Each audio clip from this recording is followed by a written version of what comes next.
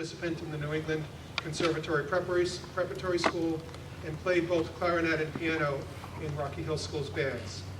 So she's an international competitor as a pianist, traveling Europe in competitions, and she also took the time to play in our own little Rocky Hill School band. As an academician, she has earned monumental recognition, including induction into the National Latin Honor Society for 4 years, earning the Harvard Book Prize, the Rensselaer Polytechnic Institute Medal for Outstanding Achievement in Mathematics, the Latin Scholar Award, and the Pell Medal for Excellence in U.S. History.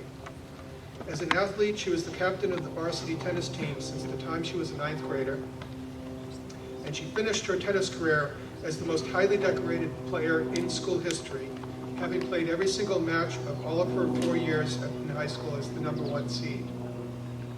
She was on the editorial board of both The Tide and The Hill, and she still managed time to found and maintain her own culinary website entitled Food Finessa.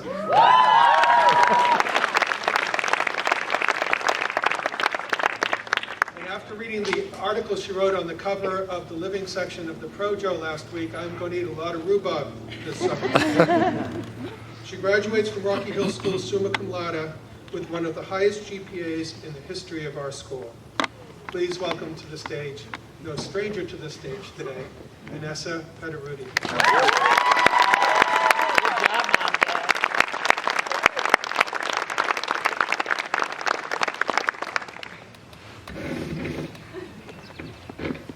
Good morning. Dr. Tracy, Mrs. Tracy, Madam Secretary Gorbea, members of the board, faculty and administration, parents, my loving, supportive family, and last but certainly not least, the class of 2017.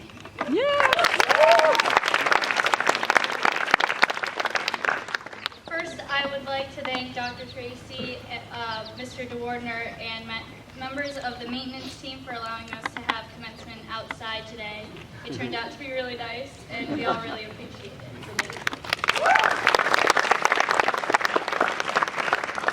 To be perfectly honest, I wrote this speech with 2 goals in mind: to address my graduating class today, and to let you all know that after over a year of having my driver's license, I actually drove here by myself for the first time today.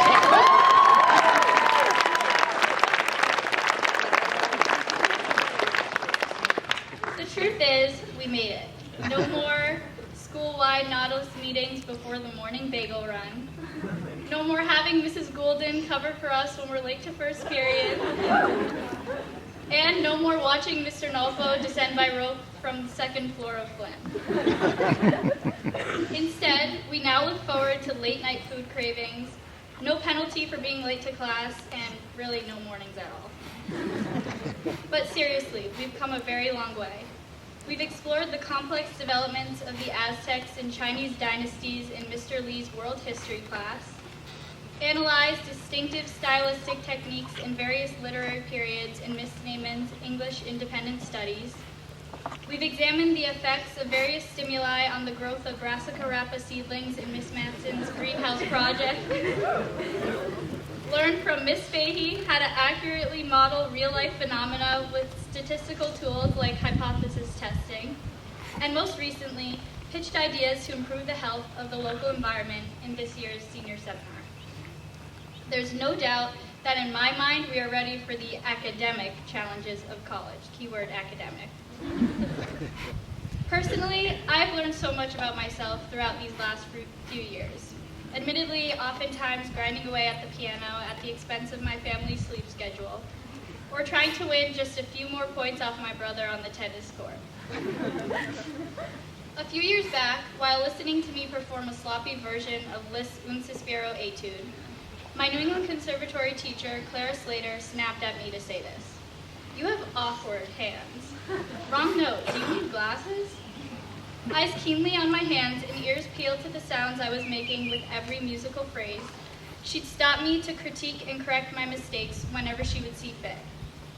And at the end of the song, move on to the next piece with no acknowledgement or final evaluation of my performance, oftentimes to my frustration.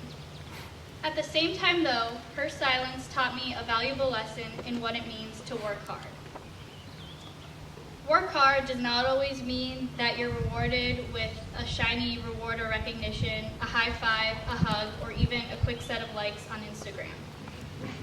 Minutes before my own concerts, my nerves push me to reflect on the hours of painstaking hard work and unrewarded practice, and that's when I know it's all worth it.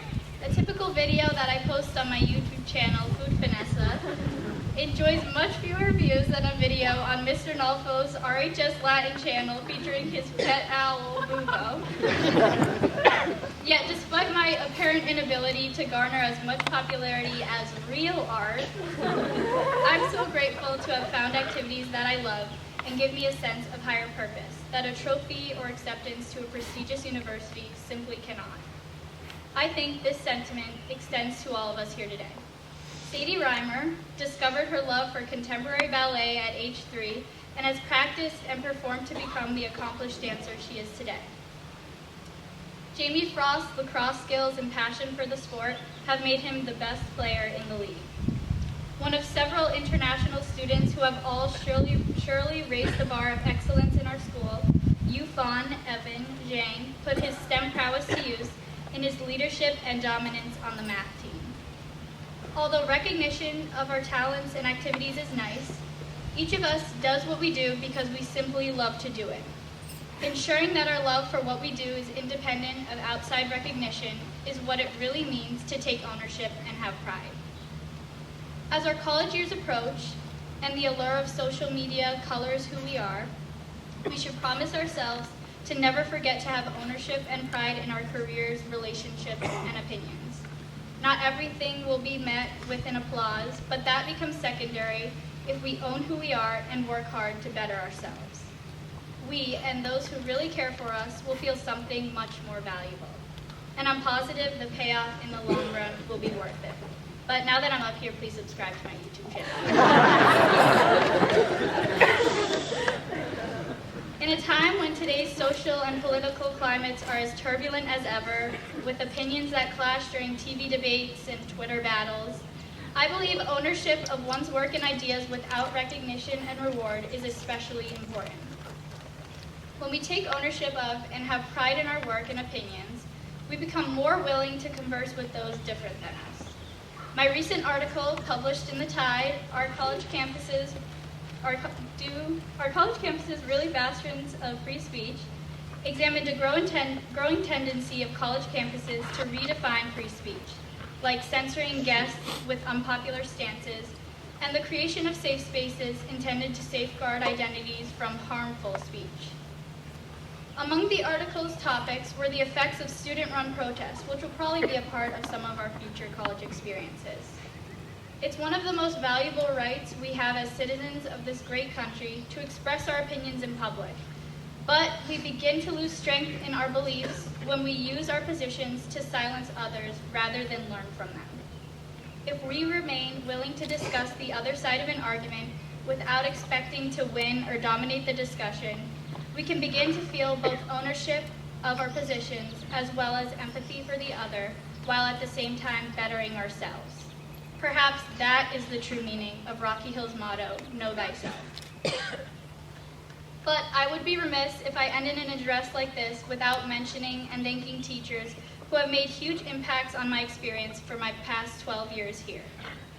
Rocky Hill's impact did not start in the upper school. Back in the fall of 2005, when I walked into the Perkins first grade classroom, I was welcomed by a cute pet box tortoise and the warm smile of Mrs. Ponarelli. I attribute my deep love of learning to her advanced math and reading lessons and confidence in our abilities as young students. Thank you, Mrs. Ponarelli.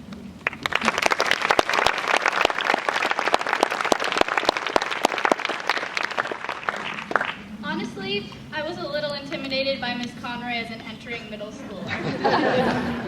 I remember first walking into her classroom in Hale, decorated generously with Cleveland Cavaliers banners and math posters, and completing a problem on one of her notorious algebra tests that involved my very first experience to systems of equations. But it was not only in the classroom that Ms.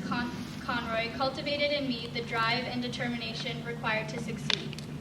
In 6th grade, solely for the purpose of following my sister's footsteps, I reluctantly signed up for the basketball team. After yelling "box out" probably no less than 50 times per game, and probably regretting her decision to assign this quiet girl the position of point guard, Miss Conroy equipped us with the confidence and strategic appetite to win. It's partly because of you I can look at my male opponents on the other side of the tennis court and know I have what it takes to come out on top. Thank you, Miss Conroy.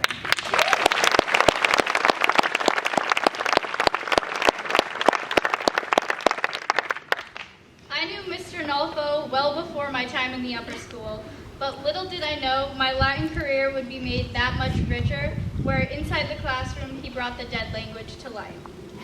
If you expected to sit through a boring lecture for a straight 50 minutes, you would be pleasantly surprised, maybe by a guitar performance with accompanying vocals on the endings of all 5 declensions, or a 5-foot wooden spear used as his pointer.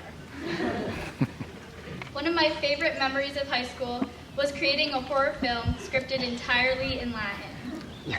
I'll miss one of the most out-of-the-box, or should I say out-of-the-cafeteria, friends and advisors I've ever known, and having lunch on the top of Hopelands. Yes, right up there. Thank you, Mr. Nolfo, for turning learning into either a Kurtaman match or a lunch trip 40 feet closer to the gods.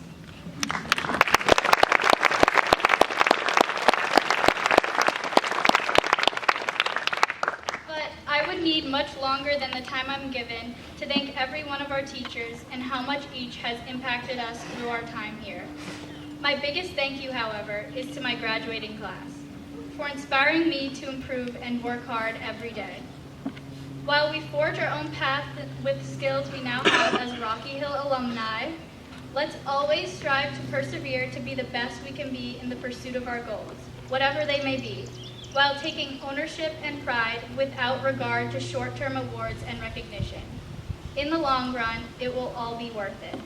Congratulations, class of 2017. We did it.